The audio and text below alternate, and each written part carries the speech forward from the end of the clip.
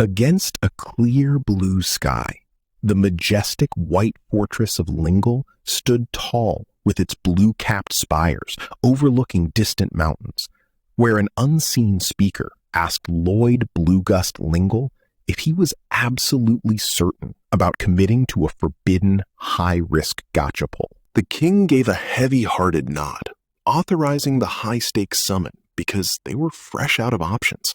Right on cue, a blinding magic circle flared to life between the massive white pillars of the summoning chamber, and a hand reached out of the radiating magical heat. Meanwhile, back in the boring real world, heavy rain was drumming against the window of a modern high school building, where our incredibly average protagonist, Usato Ken, muttered about the downpour. He watched the raindrops slide down the glass, admitting to himself that his life wasn't terrible. But as he sat on the tiled hallway floor, looking completely disconnected, he couldn't help but wish for a fantasy world escape to break the monotonous routine.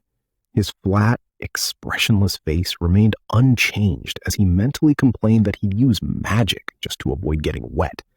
But the narrator quickly called him out on his lazy daydreaming. Looking at the students huddling under the eaves to avoid the rain, Usato wished for something dramatic to happen.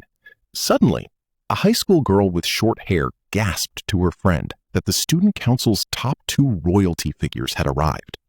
Usato immediately sized up the male specimen, Ryusen Kazuki, recognizing him as the perfect, handsome class vice president, and internally wished the guy would just explode already. Standing next to him was the council president, Inukami Suzune, a flawless, legendary beauty who was entirely out of a regular NPC's reach. Usato wondered if the rumors about them dating were true, but he quickly looked away, deciding it was none of his business. That's when Suzune broke the fourth wall of his isolation, turning her analytical gaze toward him to ask if he lacked an umbrella. Usato jumped in surprise, stammering a confused reply. Kazuki, acting like a textbook righteous hero, immediately offered to lend him his own umbrella.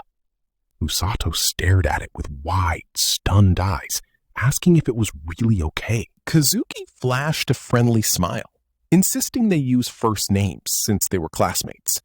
Usato bashfully agreed, prompting Suzune to lean in and ask if she could call him by his name too. Kazuki beamed, instantly melting Usato's skepticism about popular kids. The poor guy suffered a comedic emotional overload, screaming internally that the prettiest girl in school calling him by name meant he could die happy.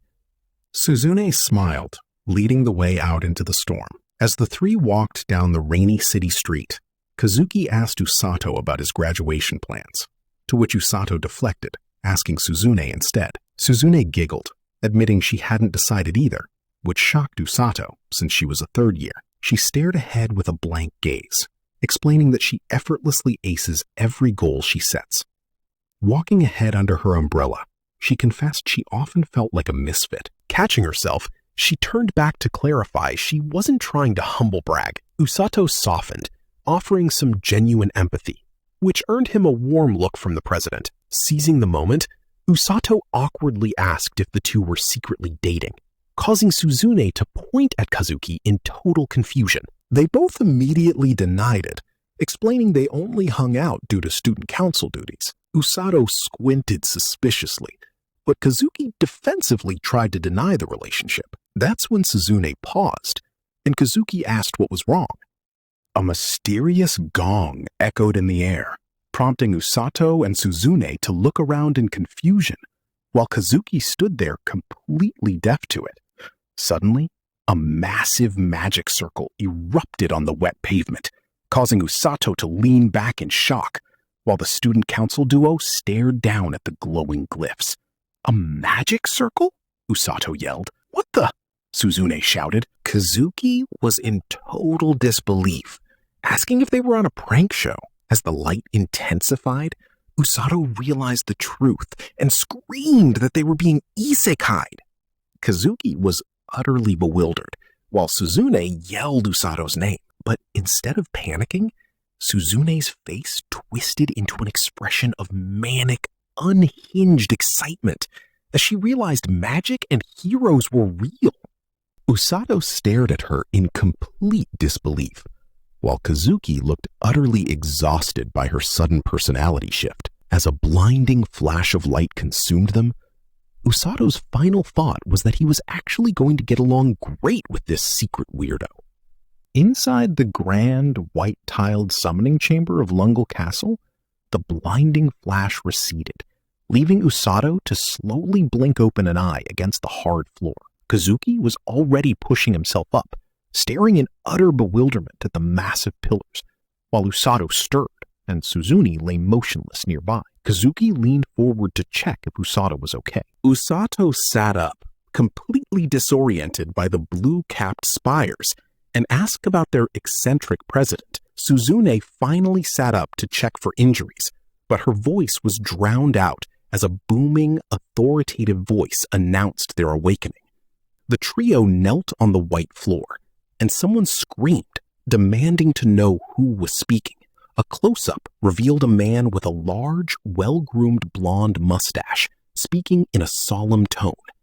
It was none other than Lloyd Bluegust Lyngle, the king of Lyngle. Usato glanced at a nearby official, internally admitting he had never heard of this place in any of his gaming databases. The king leaned forward with a stern, serious look. He got straight to the point, declaring they had been summoned as legendary heroes, which caused Suzune's eyes to gleam with terrifying joy as she cheered that her time had finally come. Usato could only blink in confusion, a giant sweat drop forming on his head at her unhinged reaction. Even Suzune paused, looking slightly puzzled by her own outburst. The king explained that the Demon King had revived and was invading, and after barely surviving an attack 2 years ago, they resorted to summoning otherworldly heroes with specialized attributes. He admitted with a heavy heart that they used a forbidden technique out of sheer desperation. Suzune burst into a fit of loud, energetic laughter, forcing Usato to recoil in absolute disbelief. The king stood there looking guilty, while Suzune laughed so hard she completely shattered her elegant student council president archetype. Usato, trying to salvage some logic, asked about the summoning requirements, and the king explained that the magic circle targets specific hero attributes, which triggers a bell sound. Suddenly, Suzune and Kazuki gasped in realization. Kazuki looked deeply worried, pointing out that Usato was the only one who hadn't heard the bell. A blonde knight gasped in shock as the king yelled in disbelief, realizing they had accidentally kidnapped an innocent bystander. Usato stood frozen, staring at his sneakers as the crushing dread set in. The king rubbed his forehead in extreme stress, apologizing that the summoning was a one-way trip and they couldn't send him back. He offered a somber apology for ruining the kid's life. That's when Kazuki snapped, screaming that this was absolute bullshit. Kazuki gestured wildly, yelling about their loved ones waiting at home, while Usato tried to calm him down. The king, standing in his fur-trimmed cloak, solemn and desperate, begged them to lend their strength to protect his world.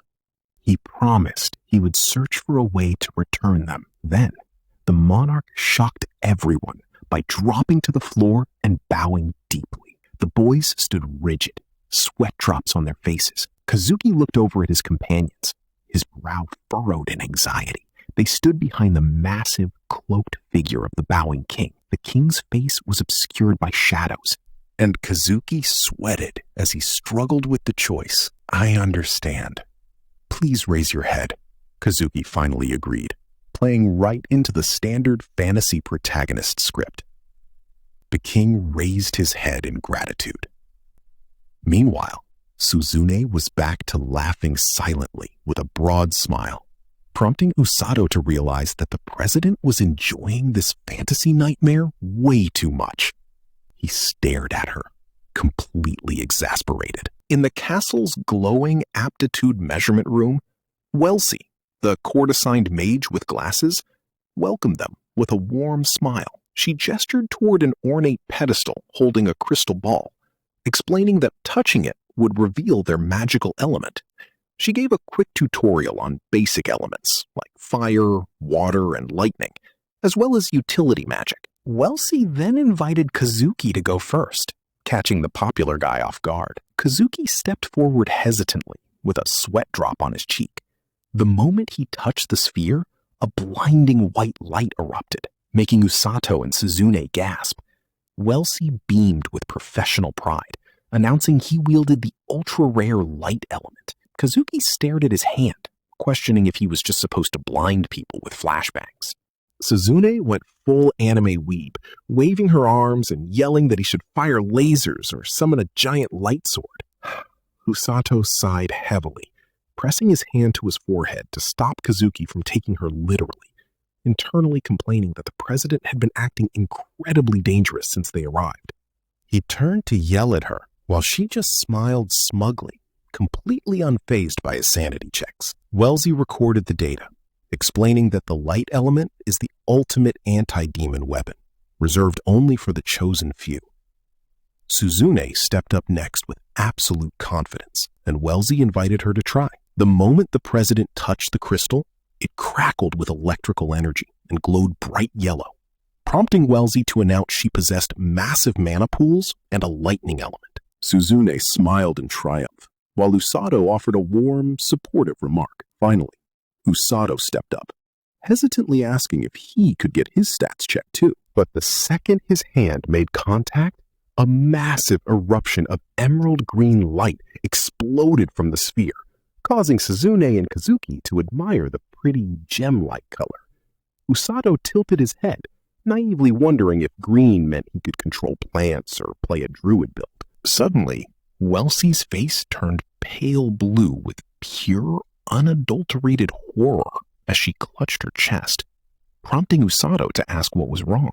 Instead of answering, Wellesley panicked, lunged forward, and bolted out the door at sonic speed to report the catastrophic news, leaving Usato yelling in utter confusion. Inside the king's private office, Lloyd and his advisor are suddenly startled by a violent crash at the door. Wellesley bursts into the room in a state of utter hysteria, screaming the king's name. The king demands to know if she has the aptitude results, while Wellesley points back at the students, specifically at a heavily bandaged and exhausted Usato. The king's face falls as the room's atmosphere turns incredibly heavy. He nervously asks if Usato rolled something cursed, like dark magic. Wellesley drops the bombshell. The crystal glowed green. She confirms Usato is a rare healing magic user, sending the king stumbling back in absolute shock. Usato sits up, completely clueless about why healing is a big deal. Wellesley explains that while basic mages can apply minor status condition cures, real healing magic is an ultra-rare cheat skill. The king breaks into a cold sweat, muttering that they must hide Usato because that person cannot find out about his build. Right on cue, panicked knights smash open the doors, screaming that Captain Rose is requesting an audience. The staff immediately loses their minds, telling Usato to hide. A blonde knight grabs Usato to stuff him into a hiding spot before Rose finds him. Too late. An overwhelmingly terrifying presence enters, and Rose steps into the room. Clad in a military field uniform, her long, reddish-brown hair commands instant authority. She asks if the heroes have arrived, her eyes instantly locking onto the group. She notes the sweating king, who nervously claims Rose should be on her day off. Rose just smirks, smiles, and dismisses the concept of rest. She looms over Usato, bluntly demanding to know who he is. The king frantically lies, claiming Usato is just a useless, unlucky civilian who got dragged along. Rose towers over the trembling boy, demanding his name, and Usato stammers it out. She grins like a predator, introducing herself as leader of the Kingdom Rescue Squad. Usato screams in terror that she looks like a high-level assassin. Rose ignores him, while Kazuki and Suzune rush over, asking Usato if he's okay. The king desperately points to them, identifying them as the true heroes. Rose inspects them, noting they have decent stats. But then Kazuki, completely oblivious to the danger, asks why Wellesley freaked out and dragged Usato away the moment his crystal turned green. The room goes dead silent. Rose's face shadows over, repeating, "Green, you say?" While Usato's soul leaves his body. Usato lets out a blood-curdling scream. In a split-second blur of speed lines, Rose snatches him, throws him over his shoulder like a sack of potatoes, and announces she's borrowing him. The king frantically screams for her to wait, but the two heroes can only watch in stunned silence as their friend is kidnapped in broad daylight. Fast forward to the chaotic streets outside the castle, where Rose flashes a sadistic grin, promising to train Usato into a prime-tier healer. She vanishes in a Mach-speed blur, leaving Kazuki eating her dust, while the king cries out in vain. Kazuki desperately chases her, shouting that Usato is a civilian, but he's completely outmatched by her speed. Back in the throne room, Suzune sighs, and Wellesley collapses on the floor, explaining that Rose runs the terrifying rescue squad. We cut to Rose marching toward her isolated base, with Usato still draped over her shoulder. Wellesley's voiceover explains that while standard healers only do basic first aid, true healing magic is a critical battlefield resource. A senior knight warns the heroes that Rose's training methods are borderline illegal. The king shudders, and the senior knight awkwardly hesitates, admitting her training is pure hell. Wellesley points out a nearby elite knight curled up in a traumatized fetal position, while another breaks out in a cold sweat of pure PTSD. Suzune notes even the top-tier guards are crying. The senior knight tells them Rose's history is too dark to discuss, claiming normal humans can't survive her, which is why no one dared to stop her. He explains that during the demon invasion, her squad carried the entire kingdom on their backs, meaning her results are undeniably effective. Suzune and Kazuki exchange worried glances, praying for Usato's survival. Smash cut to the rescue squad's isolated mountain outpost. Usato gets dumped on the pavement, tripping over his own feet as Rose declares they've arrived. Usato sits on the floor, looking up at Rose in absolute dread. He takes in the quiet entryway and tries to convince himself it's just a normal hospital. Suddenly, the floorboards shake as a wall of massive, scarred muscle heads surrounds him. Usato screeches, assuming he's being raided by high-level bandits. Instead, the meat shields roar a welcoming salute to Rose, leaving Usato in a state of sweating shock. Rose asks for status reports as Usato realizes these giant bouncers call her Big Sis. Usato shrieks in terror, and Rose introduces him as her new recruit, ignoring Usato's internal screams of "no thanks." The squad introduces themselves. Tong, Meal, Alec, Gomel, and Gould. Trapped by the intimidating wall of muscle, Usato's face distorts into absolute dread as he stammers an apology. Rose suddenly blows him back with an explosive entrance, telling the boys to stop scaring him, though Usato screams that she is the real final boss. Rose explains the squad are non-magic tanks who retrieve the wounded, while he will be the primary healer. She promises to personally teach him the ropes, and when Usato hesitates, she barks at him until he screams "yes" in terror. She schedules training for tomorrow and assigns him to Tong's room. Tong nods silently and leads Usato down the dark corridor into a sparse bedroom. Usato is shocked to find a normal-looking setup. He formally addresses Tong, but the bald giant tells him to drop the formalities. Usato starts to reply as Tong hands him 3 sets of training gear. Tong walks over to his cot, then casts a terrifying shadow, grinning that tomorrow will be literal hell. Usato screams in panic. Tong explains the absolute horror of the healer class. Since Usato can instantly heal his own fatigue and broken bones, he can be forced to train endlessly without breaks. Usato shudders, realizing his own cheat skill is a curse. And Tong explains that healers are usually treated as talentless squishies. Usato gets a micro flashback to his gaming days where healers are always targeted first. Tong admits he used to think the same, then abruptly cuts the chat to sleep. Usato demands to know what he meant by used to, but Tong roars at him to shut up and sleep. Usato flops onto his bed, annoyed by Tong's loud snoring. He stares at the ceiling, realizing healing magic and hellish training are a terrifying combination. Outside, the squad building stands silent under a giant, ominous full moon, leaving Usato to dread his imminent doom.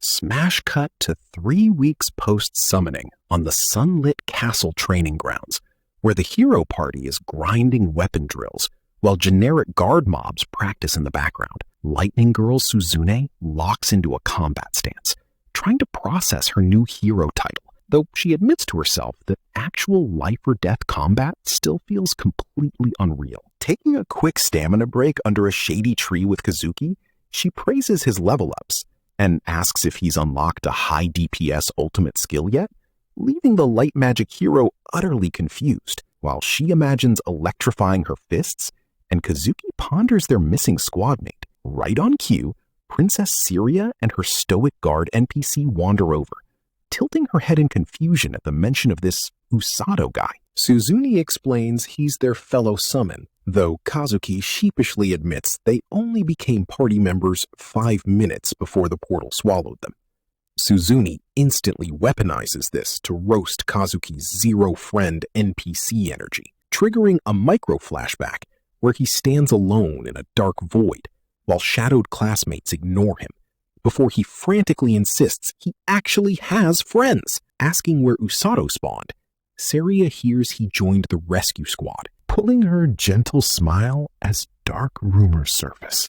She breaks down the horrifying local lore about new recruits enduring death march training that breaks even hardened veterans, making Kazuki squint in pure terror for his buddy. Suzune's sweat drops awkwardly at the grim news, but despite the princess assuring them it's probably just urban legends, the heroes immediately stage an intervention and march straight to the isolated rescue squad HQ. Suzune calls out into the silent stone building and finds the front door totally unlocked, ignoring the generic escort guards who whine about breaking and entering.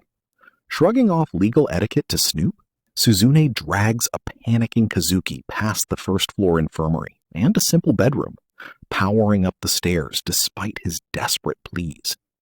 They burst into Usato's candle-lit room, where Suzune instantly loots his personal diary off the desk, like a rogue raiding a chest. Kazuki tries to play moral compass, arguing Usato left it out because locals can't read Japanese thanks to the system's verbal-only auto-translate spell. But Suzune hyper-focuses on the drama and opens it anyway.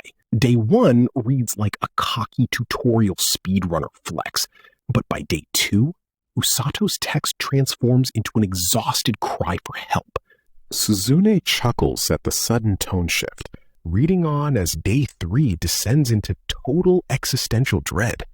The diary triggers a vivid flashback where a broken Usato collapses in a dirty clearing while Muscle Mommy Captain Rose looms over him, slapping him across the face mid-collapse, only for Usato to realize the damage instantly vanished. Rose coldly reveals she force-healed his shredded muscle tissue, dropping the ultimate toxicity debuff.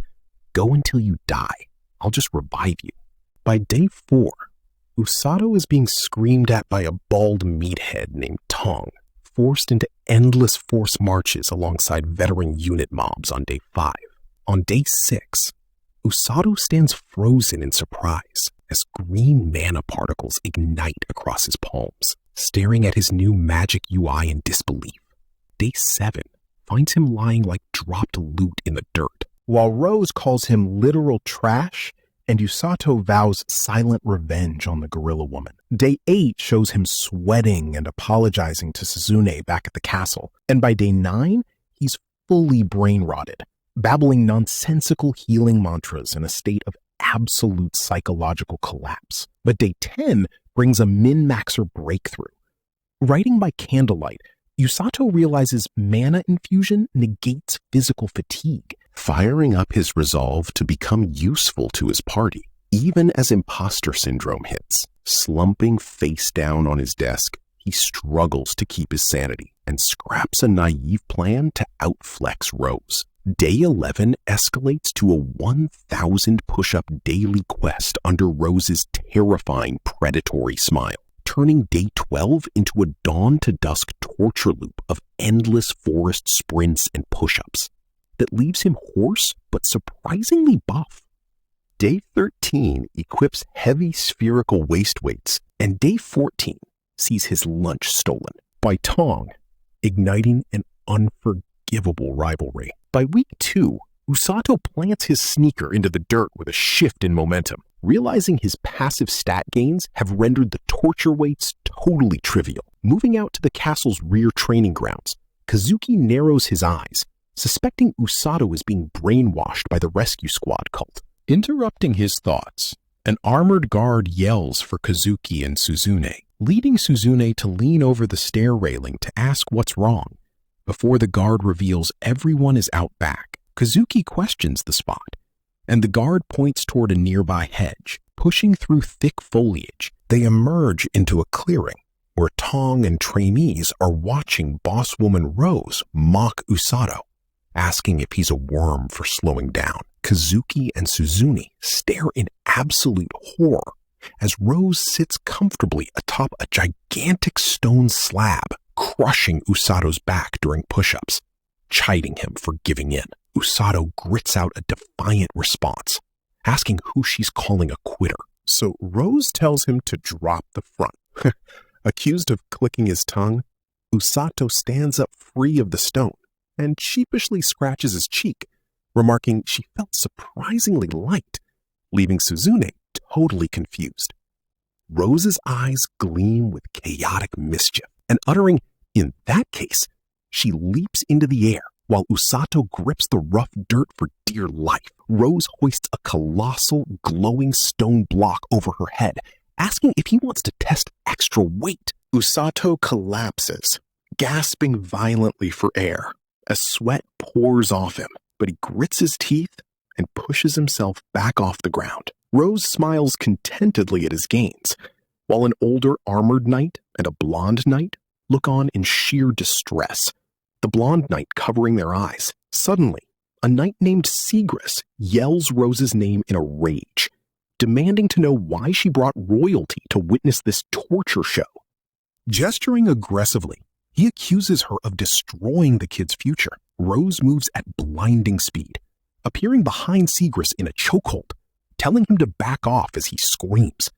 Gripping his collar, she coldly warns him not to force his knightly values onto her squad, releasing him while declaring Usato will become her right hand, a title that causes Kazuki and Suzune to gasp.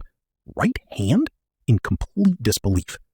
Rose ignores them and proudly calls Usato an amazing find who refuses to yield. Seagrass frowns, calling Rose a damn lunatic, while an older bearded knight mentions the king wants her back in the army, though Rose casually points to her broken eye to prove she's unfit for normal service.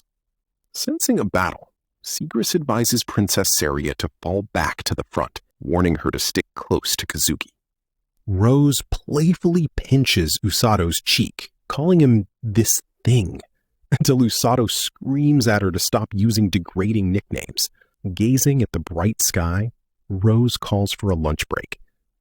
Princess Saria approaches the flustered Usato to check if he's okay, introducing herself as Saria Blue Gust Lyngle. Usato's eyes go wide as he stammers, "Sama?" Realizing she's the king's daughter, before Saria warmly invites him to just call her Saria. When Saria asks about the main hero group's training, Kazuki and Suzune sweat guiltily and look away, unable to admit their hero drills are basic compared to Usato's nightmare regimen. Suzune, however, gets completely distracted by Usato's physical transformation, yanking his shirt collar up to expose his ripped abs while Usato recoils in surprise. Suzune analyzes his build, realizing continuous healing magic instantly repairs his muscle damage, granting him superhuman endurance and strength.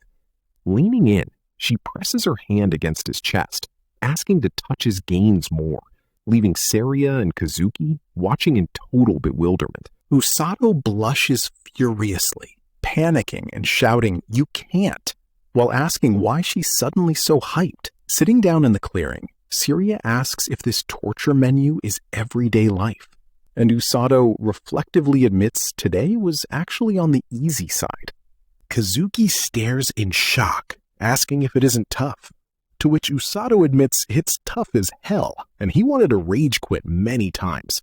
Now, sitting together in the rescue squad training clearing, Usato stands centered while cupping a glowing green orb of healing magic between his hands, admitting he went through total hell thanks to his healing magic, but with a content smile adds that despite the terrifying captain, training is actually kind of fun, and life here isn't so bad. Suzune narrows her eyes, noting it's a bit noisy, before her expression softens into a genuine smile as she tells him he's amazing for already finding his spawn point and place to belong. Usato gets flustered, rubbing his neck and insisting he's just grinding so he doesn't become dead weight to the party, which causes Kazuki to dramatically gesture in shock, while Seria watches quietly. Usato laughs heartily, declaring his pride won't let him sit idly while the main hero team fights the Demon King. Suzune keeps a serene yet mischievous gaze, asking him to come save her when she's in trouble, which causes Usato to recoil in total shock and scream about what kind of character she sees him as, while Kazuki looks on completely bewildered by the sudden romance anime vibe. Heavy footsteps herald the arrival of bald meathead Tong stomping into the clearing, proudly holding a small paper bag while declaring that the great, kind him brought Usato's food. Usato's face instantly contorts into rage as he screams at the blockhead to remember stealing his lunch a week ago. Tong stands there with a confused blank stare, prompting Usato to yell that he shouldn't play dumb with his cotton-filled brain. Usato continues screaming and wild gesturing, while Kazuki and Suzune watch the chaos in the background. Tong gets annoyed, telling him to stop holding a petty grudge, so Usato points directly into his face and shouts about who ate the petty kid's food in the first place. In the distance, Rose wears a determined smile, sensing the incoming PvP, while Tong readies to beat Usato up before the captain returns, prompting Usato to instantly take the fight. Usato leaps dynamically, throwing a solid punch into Tong's chest with the mindset that striking first wins, while Kazuki thoughtfully notes this wild brawl is just Usato's daily routine. Suzune shares a look with Kazuki, agreeing they were worried for nothing, and Kazuki nods as his expression relaxes. However, Kazuki falls into deep self-reflection, looking down with a frown, feeling like he can't slack off either. Fueled by newfound gamer duty, Kazuki suddenly pumps his fist in the air, declaring he's going to hit the training grounds at the castle, leaving Princess Seria blinking in total surprise. Kazuki and Suzune stride away with purpose, while the princess yells for Kazuki to wait up. Back in the clearing, Tong roughly grabs Usato by the collar with a stern glare, while a departing Suzune reflects on how Usato wasn't just dragged along by mistake. Looking back with a subtle, mysterious smile, Suzune concludes that destiny is funny like that, silently telling Usato to do their best together. A month vanishes in a blur inside the mountainous pine forest region, where the rescue squad base echoes with grueling boot camp training calls as the days merge together. Usato Ken lies face down on his white sheets, completely spent. But as he stares up at the ceiling and clenches his fist, he realizes his physical stats have noticeably leveled up. Back on the outdoor training grounds, Usato stares solemnly at the rough terrain, dreading the looming war, while Psycho Captain Rose perches on a stone block reading a book and demands why he's even grinding. She gives him a neutral look, and Usato blurts out that his entire speedrunner strategy is just escaping the battlefield real fast. Dripping sweat, he doubles down on his hyper-optimized healer logic of pulling injured teammates out of the fire, which Rose approves from her perch as he breaks down his rescue tactics. Pointing at her emblem, she sternly orders him to become an unkillable tank for dying allies. A tough and tenacious body and mind are needed, so give it your all, she barks, to which Usato yells a desperate, "Understood!" Stopping his existential crisis, Usato decides overthinking is bad for his momentum and hypes himself up like a true shonen protagonist. Rose stomps toward the forest trail and equips him with an absurdly heavy, spine-crushing backpack. Usato screams about what heavy gear she shoved inside, then notices NPC teammate Tong looking like he's about to vomit his guts out nearby. Usato asks why Tong's face looks so corrupted, but Rose ignores the dialogue tree and marches into the city streets while Usato lumbers behind, buried in gear. In the marketplace, Usato locks eyes with a cute cat-eared beast girl by an apple crate, marveling at his first beast person encounter, right until she catches him staring. Usato panics like a creep, but Rose immediately shuts down his side quest. At the giant outer stone wall, Rose signals a guard, causing the trembling, sweaty NPC Thomas to instantly panic in terror.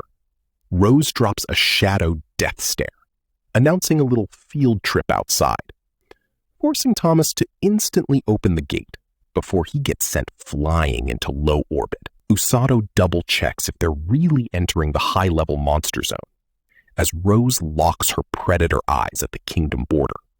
She casually drops a 3 to 4 hour commute time, leaving Usato completely frozen in shock. Whip pan to the terrifying cliff edge, overlooking Lyngle's darkness, where Rose casually drops his main quest.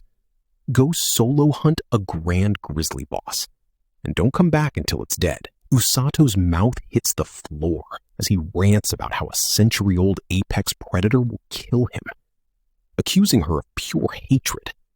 Rose gives 0 points for his lore dump, finding his outburst to be a massive pain.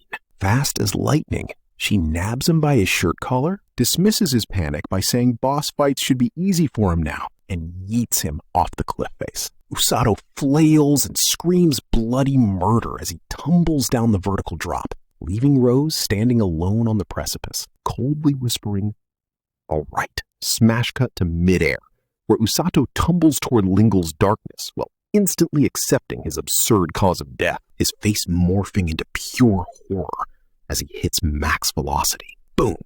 He slams straight through the upper tree canopy, snapping branches while screaming in protest. Speed lines blur his vision as the ground rushes up like a bad collision mesh, forcing him to smash his full-body heal magic button to cushion the impact.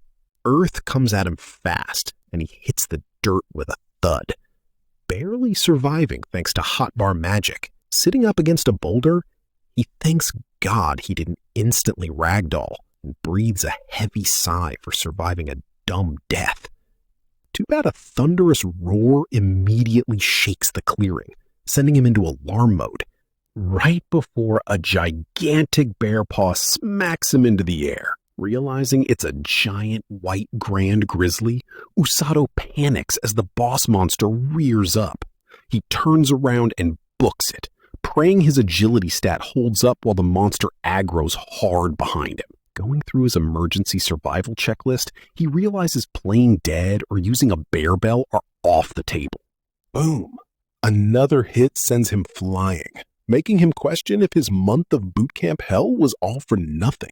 A terrifying vision of dark haloed Rose appears in his mind, threatening extra laps if he quits, giving him just enough rage to turn around and challenge the bear one-on-one, except 2 more angry blue bears pop out of the bushes, causing Usato to cancel his attack stance and run like hell again, screaming about how cheap it is for mobs to stack like Matryoshka dolls. He leads a whole aggroed pack of multicolored bears through the forest. Recognizing the blue ones as sub-boss blue grizzlies, he looks for an evasion route and runs straight off a precipice into a gigantic waterfall. He crashes into the freezing water basin below, realizing his absurdly heavy backpack is dragging him straight down like lead. Refusing to drop Rose's mandatory loot, he holds on tight and finally breaks the surface for air. Dragging his soaked body onto the sandy shore, he groans in total pain, only to freeze when he spots a dark-furred rabbit mob staring at him. He backs off cautiously, shouting inside his head about monster encounters, until he spots a bloody gash on the bunny's leg. The little rabbit squeaks, so Usato channels his heal magic and gently casts a green aura over it. He pats its head, warning it not to take any more damage, while the bunny twitches its radar ears in response. Suddenly, the rabbit leaps directly onto his shoulder, making him flinch. Sensing a shift in the atmosphere, Usato looks toward the cliffs and gasps as the danger meter spikes.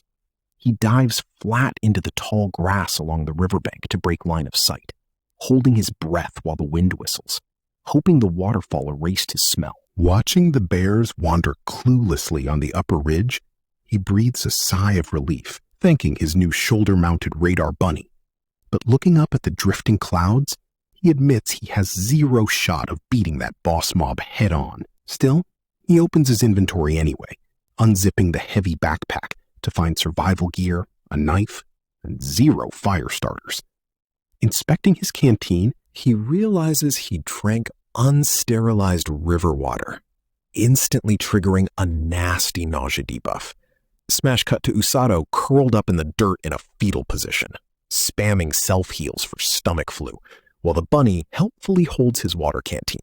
Deep in the dark heart of the forest, after recovering from his stomach debuff, Usato continues his wilderness trek with the little dark bunny hopping cheerfully beside him. Night falls under a pale crescent moon, but his new sidekick refuses to unparty. Usato smiles down at the creature, realizing his passive heal ability won its total loyalty. Suddenly, the rabbit's high-tech danger ears twitch frantically, alerting Usato to crouch behind massive boulders and sneak past high-level mobs stealthily. Peering around a massive tree trunk, Usato whispers, "This is the nest." Spying a cozy bear family snuggled together, he watches the parent bear affectionately nuzzle its cub. Usato winces and looks away, struggling with his empathy stats, reminding himself that he can't get soft if he wants to clear this quest. Striding through the ancient trees, he thinks about how his water and food are fine, but he needs to claim a boss kill soon. Right on cue, the radar bunny freezes in total panic. Usato tenses up, shouting, "Is it them?" Out from the canopy drops a colossal, thick-bodied giant snake, looming right over his head. Usato gasps at the absolute unit of a serpent, screaming about how this secret raid boss wasn't mentioned in the patch notes as he bolts through the woods. He skids to a hard halt in the dirt as the bunny gives another danger ping, stumbling upon the massive, lifeless white carcass of the grand grizzly. Usato stares in absolute disbelief at his dead target, piecing together that the giant snake stole his kill. Reality hits him like a truck, and he clutches his head in a full meltdown, screaming about how Rose will literally murder him if he returns empty-handed. He practically visualizes Psycho Captain Rose looming over him, making death look like an upgrade. A soft growl from the bushes breaks his spiral, revealing the surviving cub family standing over their fallen leader. The adult bear tenderly touches its nose to the orphaned cub, leaving Usato watching with a conflicted, sweating face. The bear lets out a heartbreaking roar into the canopy, making Usato's jaw clench as the radar bunny watches nervously. "This ticks me off," Usato growls with a dark scowl, furious that a giant snake robbed him of his quest target and ruined this family. Watching the bear roar again, Usato snaps. He admits he's being a total hypocrite, but takes a heavy, decisive step forward anyway. "This is just to please myself," he declares, striding straight toward the grieving cub, promising to avenge their fallen leader, as a glowing green aura explodes around him, forcing the bunny to think Usato has officially lost his mind as he screams his challenge to go kill the snake. The video ends here, but the story isn't over yet. Like the video if you're ready for the next part.